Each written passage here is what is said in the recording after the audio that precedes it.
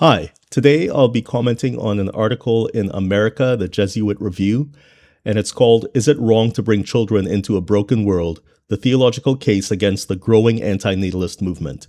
And it's by Robert J. Delanovo. And it was written on March 9th, 2021.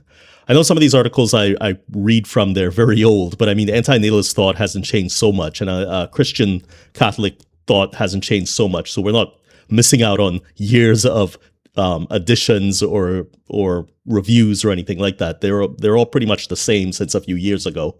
So I think I want to make this article about free will, and I've been warned by AI not to introduce the idea of free will into antinatalism. I haven't heard Benatar talk about free will and antinatalism, so I'm not sure if there's a philosophical taboo against mixing those two things or if they're just incompatible, philosophically speaking. I'm not sure. But from what I can garner from this article, there is a few there's a few contradictions, at least from this author's perspective, or from not from his perspective, but from his writing. So the first thing he says in the article, well, not necessarily the first thing he says, but one of the first things that caught me was basically he says, put briefly, anti-natalist belief that the experience of life for humans is so replete with suffering that life is just not worth living. Accordingly, the only moral thing for us to do is to stop reproducing, to cease inflicting unmerited and uninvited pain on the vulnerable beings we summon into existence. So here he's placing the blame on human beings. And with Catholic teaching, it's kind of the same thing. It is the free will of the parents to give birth to children. But in Catholic teaching, once that biology comes together in the conception of a human being, God infuses that biology with a soul. I can't tell you, I'm not that versed in Catholic teaching, but I can't tell you what the difference is in any layman's terms, what the difference would be between a soul and a human body. Because it seems that they both experience the same thing, more or less, right? They both, the mind, the soul, they both kind of experience the same thing once they're born. So he goes on to say in a second part of the article, he goes on to say, that consider the problem from an anti-natalist perspective. God, by his sovereign will, summoned us into existence so that we might have the chance to come to know and to love him. In this life, we will face tragedies and sorrows, many unmerited, with a host of moral temptations besides. So again, like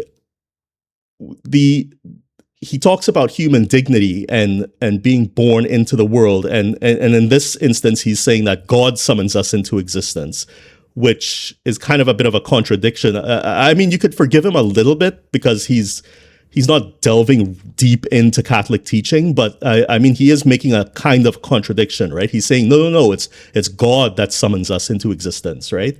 So that's a bit of a contradiction.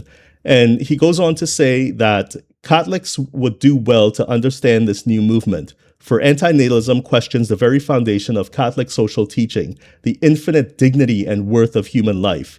So I've made this point before, but the point is before conception, there is no soul, and this is in Catholic teaching. I know I'm limiting myself to Catholic teaching, which I don't know much about, but I mean, from what I know of it, before conception, there is no soul.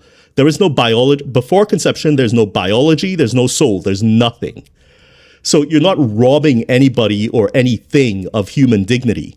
Like, there's nothing there to be endowed with human dignity. You have to come into existence to be endowed with human dignity. Now, what is human dignity? In the Catholic Church, I imagine that free will is part of human dignity because God bestowed free will upon the human being. But I mean, really, like if we were to go along with Sam Harris on this one and determinism and the argument against free will, how is it that we could have free will as part of a dignified human life if from the moment we're conceived, we're trapped in this biology and we're trapped with the soul that God gives us? How could that be free will from the get-go? And then the other part of it is once you go through life, yeah, you're presented with choices that you have to make, but why do you have to make those choices to begin with? You're presented with situations and scenarios in which you have to make a choice. And it's not the choice between vanilla ice cream and chocolate ice cream. The choice can sometimes be related to death, right? Related to dangerous situations, related to medical care, related to, unsafe living conditions. Like, you have to make a choice. You really do have to make a choice that is life altering. And it's not a matter of free will, because why are you presented with those choices to begin with, right? And why does everyone have different choices to make? Why do some people have less serious choices to make, and others have more serious choices to make? Why, if we all have free will and human dignity, don't we all have the same choices to make throughout life, right? It seems that human dignity is very subjective according to the way God created the world, right? So my point being is, we don't have free will. None of us do. So, and it doesn't matter if you're talking about a soul or a biological body.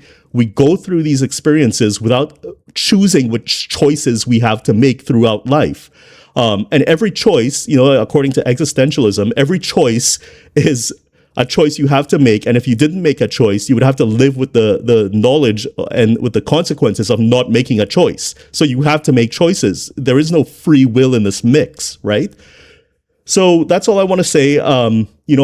Human dignity, from an anti-natalist perspective, everybody should have dignity. Everybody should live good lives and have good lives. And, they should have all the best things they can possibly have in life. Considering you live a good life, you treat people well, that sort of thing, right? Everybody should have a good life. According to anti-natalism, live the best life you possibly can once you exist. But the idea of dignity as something that you only get through human life or human existence is kind of shaky, because before that, you don't have anything there that is lacking dignity. There's nothing there to lack dignity. So that's essentially my video. The article is it wrong to bring children into a broken world? The theological case against the growing anti-natalist movement. And it's by Robert J. de la Noval, and it was written on March 9th, 2021. And this is in the America, the Jesuit Review. Anyway, that's all I got to say. Bye.